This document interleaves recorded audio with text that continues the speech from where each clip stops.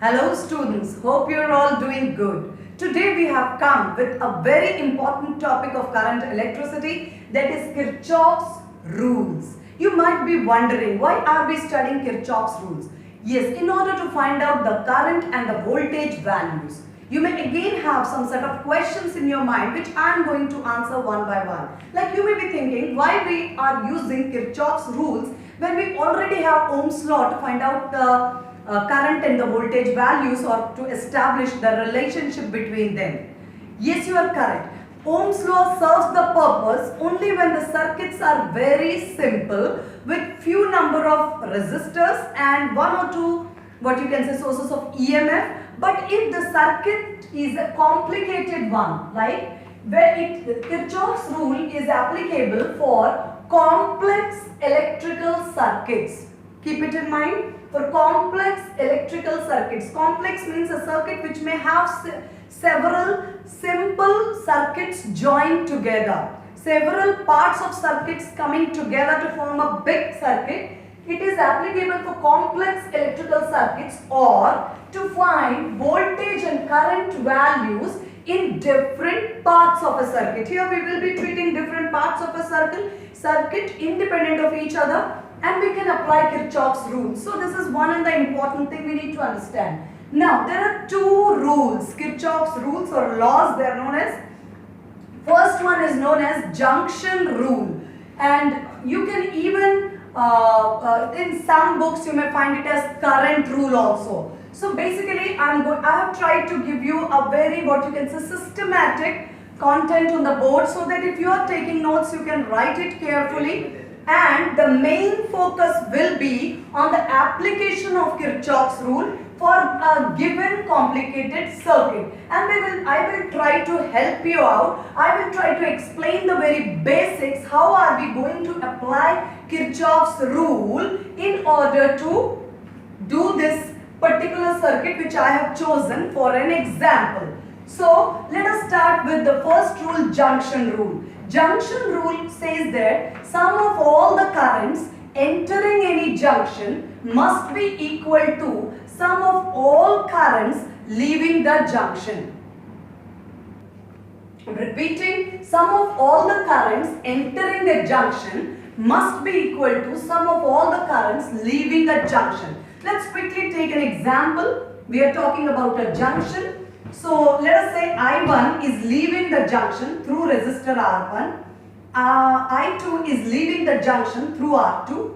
Whereas I3 is entering the junction, you can make out from the arrow. And I4 is also entering the junction. So according to the statement, sum of all the currents entering the junction. Now I3 and I4 are entering the junction. So sum of I3 plus I4 should be equal to sum of all the currents leaving the junction. Now I1 and I2 are leaving the junction. So I1 plus I2 should be equal to I3 plus I4. And if I take I1 plus I2 minus I3 minus I4, that should give you 0. That means what? Summation of all the currents coming out of a junction or entering a junction should be equal to 0. I have highlighted some of the important terms. So this is called junction rule. Now this rule can be applied for both closed and open circuits. It's applicable for, here you can see it's an open circuit.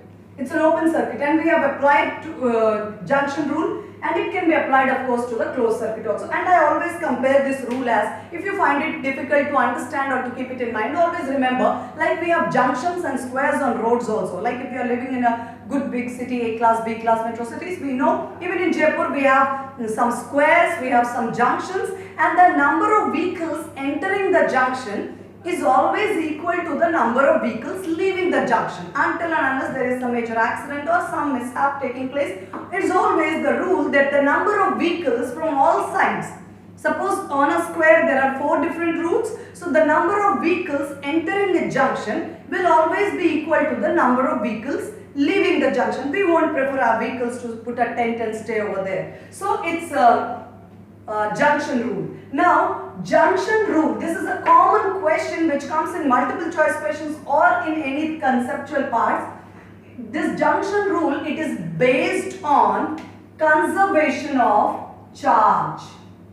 This is based on conservation of charge. Now, you may have sometimes as a 1-mark question, prove it. Prove that the junction rule is based on conservation of charge. That you can do very quickly, like I already have this equation. So I can multiply the entire equation with small t or time. So when I multiply the entire equation with time, I get I2t, I1t is equal to I3t plus I4t. Now you know that I is equal to Q upon T.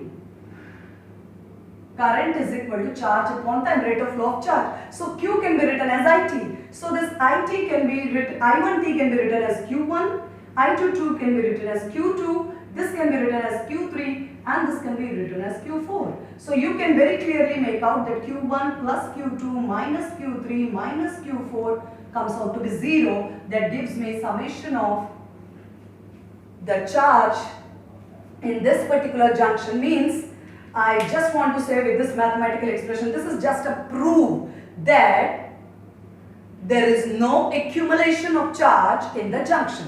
The amount of charge entering the junction is always in all situations equal to the amount of charge leaving the junction.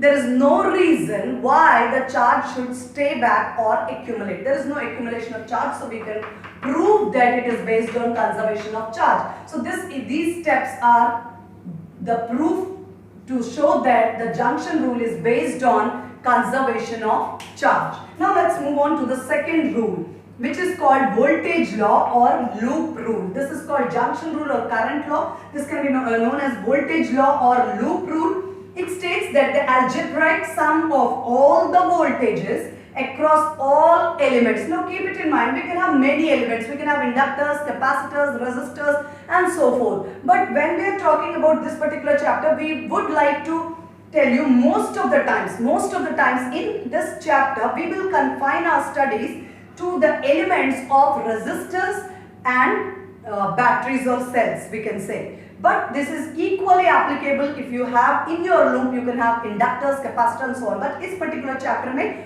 हम confine करेंगे अपनी study को to resistors and EMFs, batteries and cells. So it states that the algebraic sum of voltages across all elements. Now what are the elements? In this chapter mostly resistors and cells. What are the elements? Resistors and cells for this chapter. Otherwise, as I told you, you can have capacitors, inductors, other elements also. And EMFs of all sources in any closed circuit is 0. This is something important. This can be applied only for closed circuits. This is the difference between these two. If you are asked to find out the differences between these two laws, you can state that this is based on conservation of charge, whereas this is based on conservation of energy. This is based on conservation of energy. This is one of the difference. It can be applied for both closed and open circuits, whereas it is applicable mainly on only for closed circuits. So this loop rule says that the algebraic sum of all the voltages across all the elements is 0. Now you may be having little difficulty in comprehending the statements, but don't worry, have patience. As soon as I will solve this question, by the application of these statements, when we will apply them, the things will be more clear.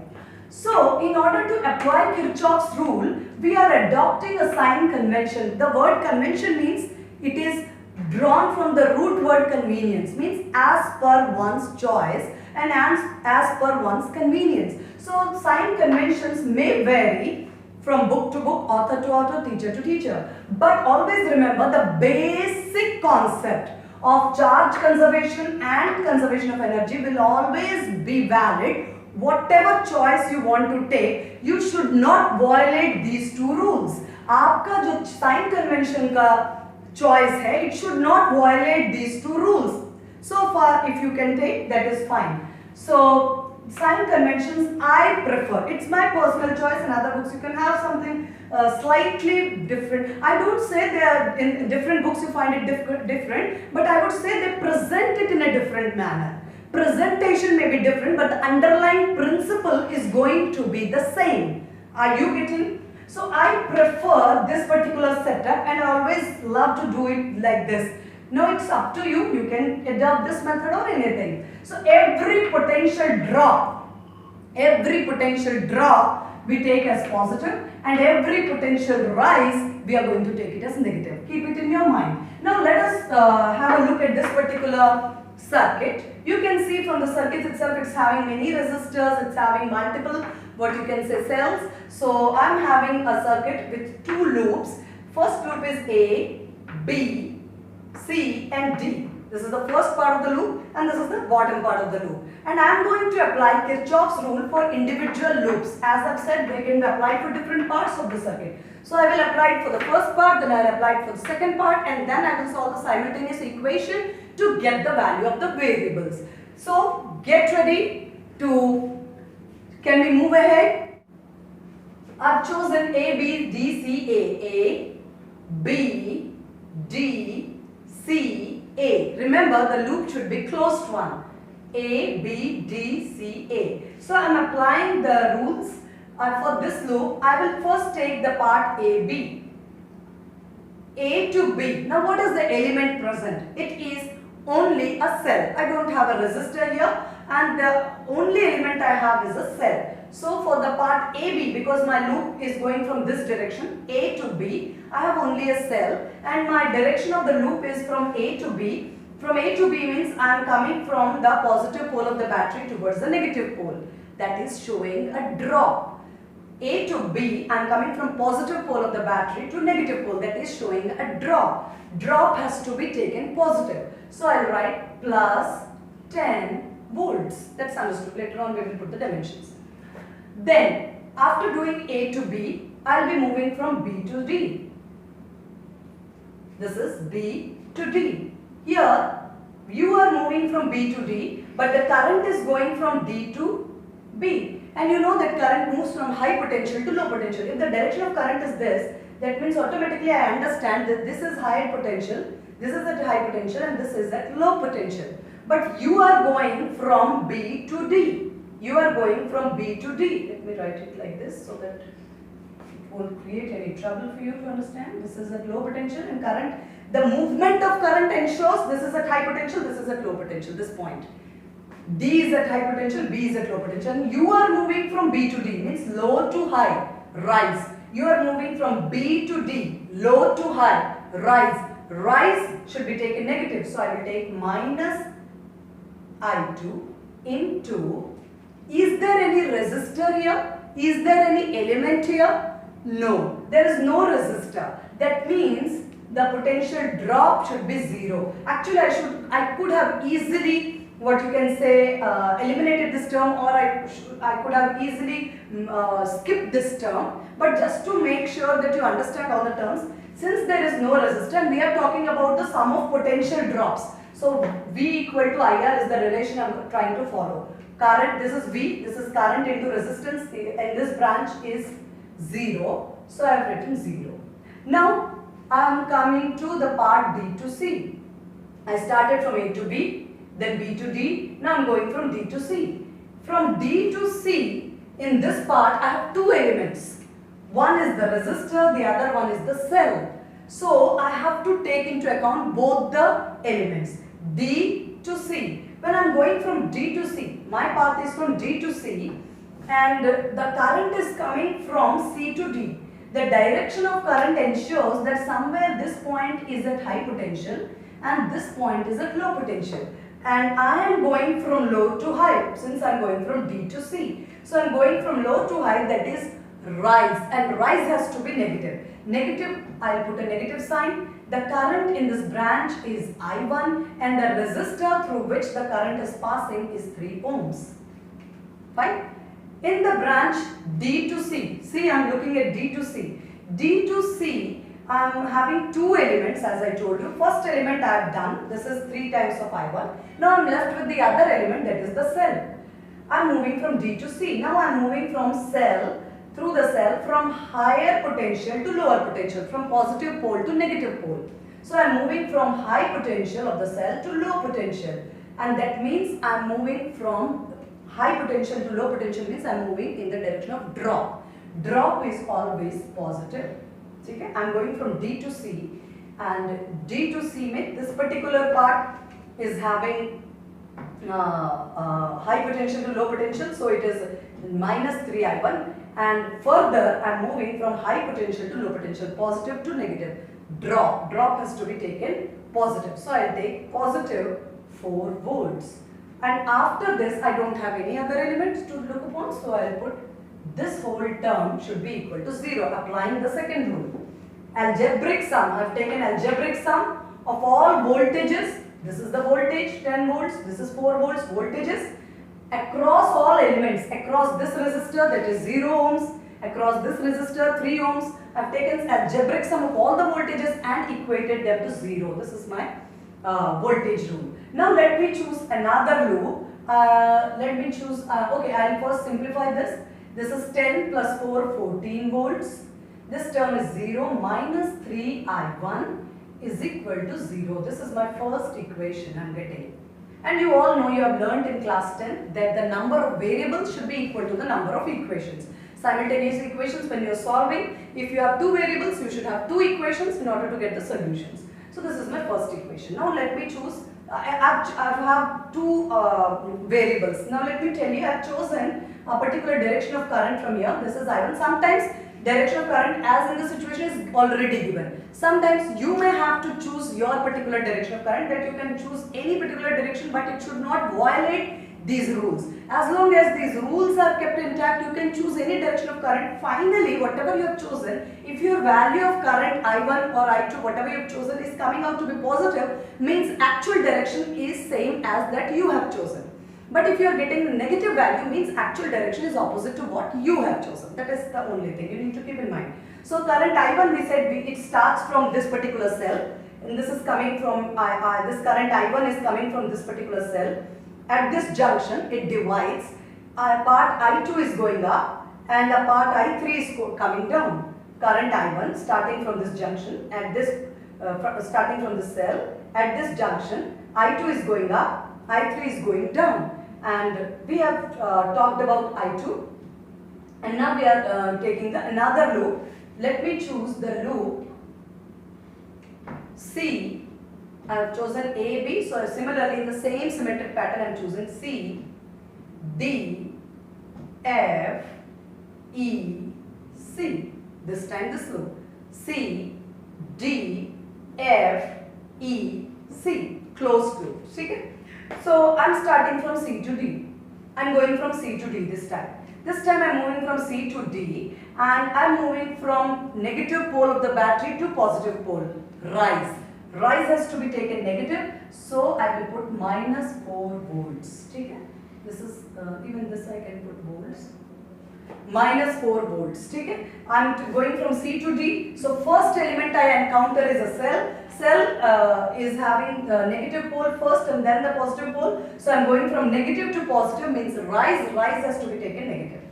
After that I encounter another element, I meet another element, that element is a resistor, and I am going from high potential to low potential, that is I am going in the direction of current I1.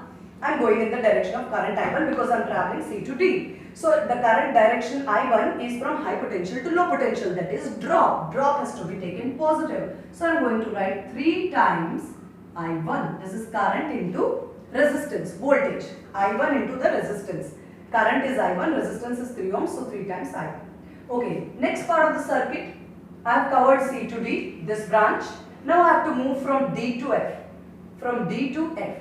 Now I can very clearly see, here I have explained it to you, and now the same concept I am using here. D to F, there is no resistor.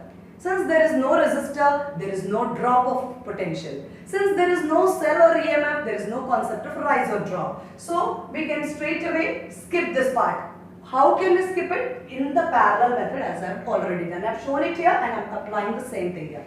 So D to F, we don't have any term because no resistor, no potential drop. Now we move from F to E. This is F to E.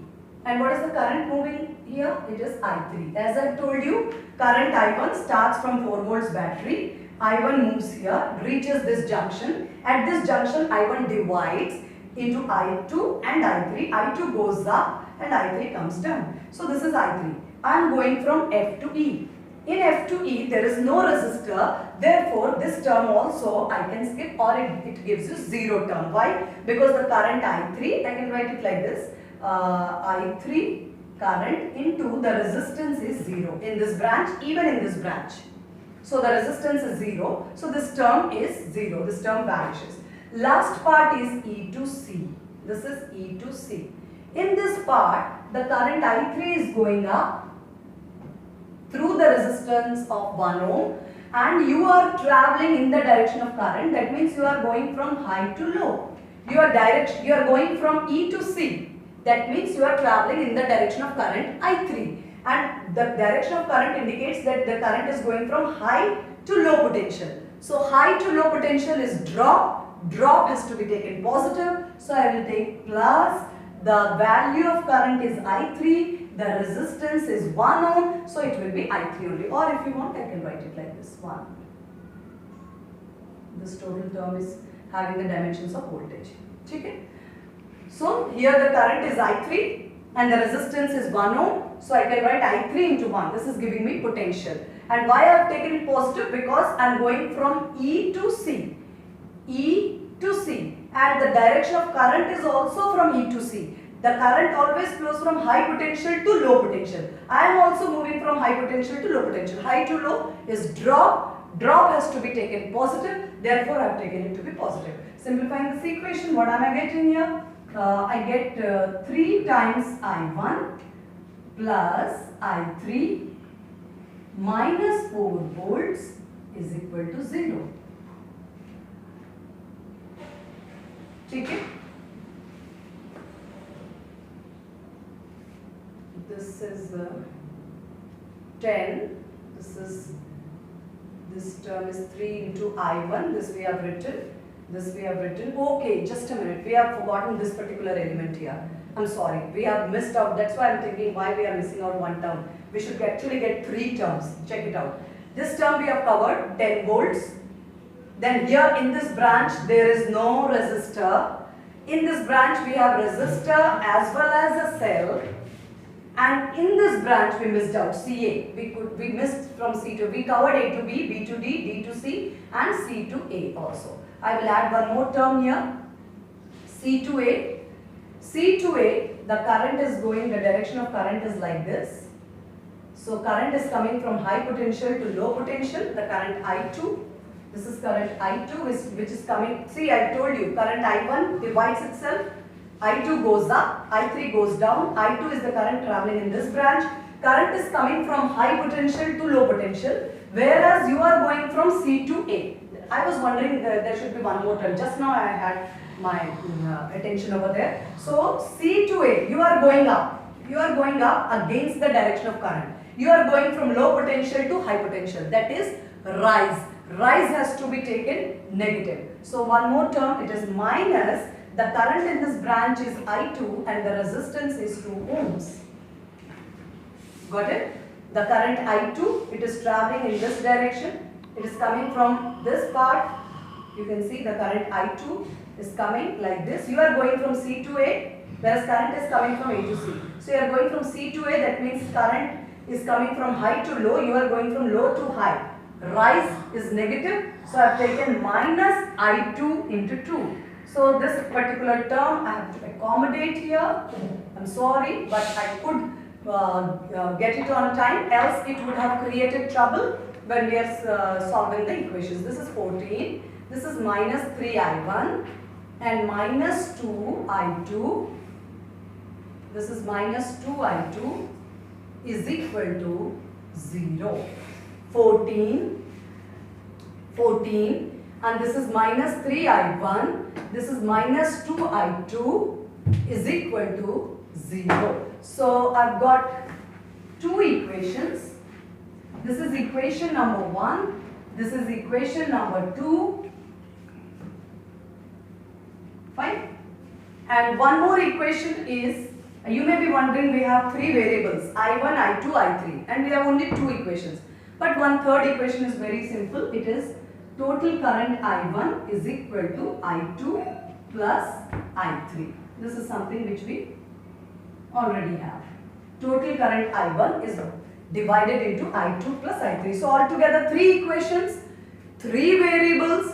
Now it's your job to solve these 3 equations, simultaneous equations, to get the values of the variables I1, I2 and I3. you have to get the values of these variables, and by solving the simultaneous equations which you have already learned in class 10. So I'm sorry I missed out this part, but timely I could cover it up. So I hope these are some simple things which we need to keep in mind. If you have taken the loop, you must ensure that each and every part of the loop has been addressed.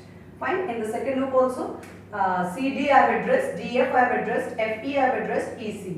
AB, DC, CA. CA was left, so that we have written. And be careful about the sign conventions, and this is how we are going to solve. I hope you understood how to apply Kirchhoff's rules in solving networks like this. You can practice little more and you can solve these equations to get the solution.